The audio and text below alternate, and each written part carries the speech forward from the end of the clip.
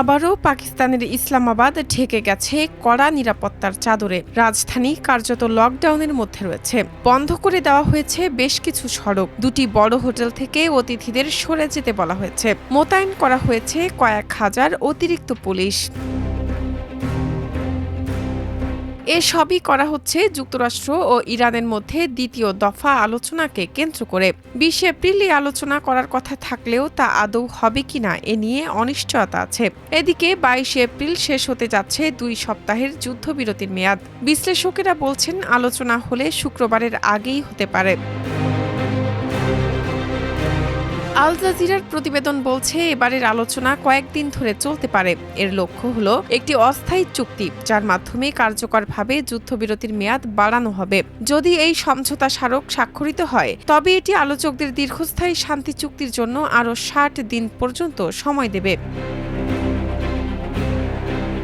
তবে সবকিছুই নির্ভর করছে ইরানের অংশগ্রহণের উপর। ২০ এপ্রিল সকাল পর্যন্ত ইরান নিশ্চিত করেনি যে তারা ইসলামাবাদে তাদের প্রতিনিধি পাঠাবে কিনা। উল্টো গত ২৪ ঘণ্টায় পরিস্থিতির দ্রুত অবনতি ঘটেছে। ইরানের একটি জাহাজে গুলিবর্ষণ করে আটকও করেছে মার্কিন নৌবাহিনী। ফলে পরিস্থিতি আরও ঘোলাটে হচ্ছে।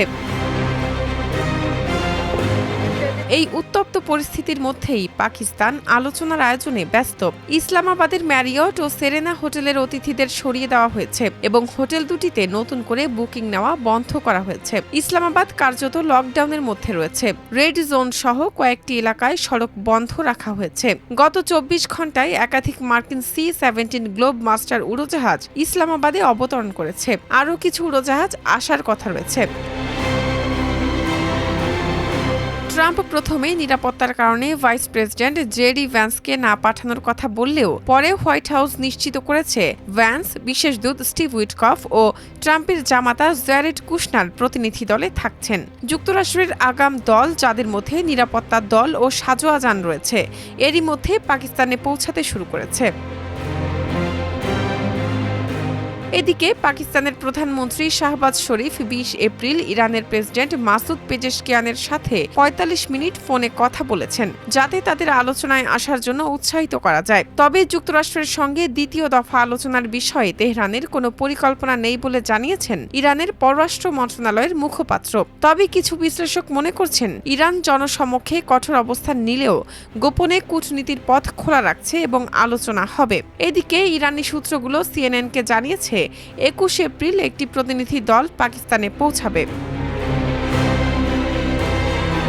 আল জাজিরার প্রতিবেদন অবশ্য বলছে পাকিস্তানের কর্মকর্তারা এই সপ্তাহে কোনো চূড়ান্ত চুক্তির আশা করছেন না। তাৎক্ষণিক লক্ষ্য হলো যুদ্ধবিরতির মেয়াদ বাড়ানো। বিশ্লেষকেরা বলছেন যুদ্ধবিরতি বাড়ানোই হবে একটি সাফল্য। পাকিস্তান বর্তমানে এই দুই দেশের মধ্যে একমাত্র বিশ্বাসযোগ্য মধ্যস্থতাকারী হিসেবে কাজ করছে। তবে এই দফার আলোচনা ব্যর্থ হলে মধ্যস্থতাকারী হিসেবে পাকিস্তানের অবস্থান কিছুটা দুর্বল হতে পারে বলে মনে করছেন বিশ্লেষকরা।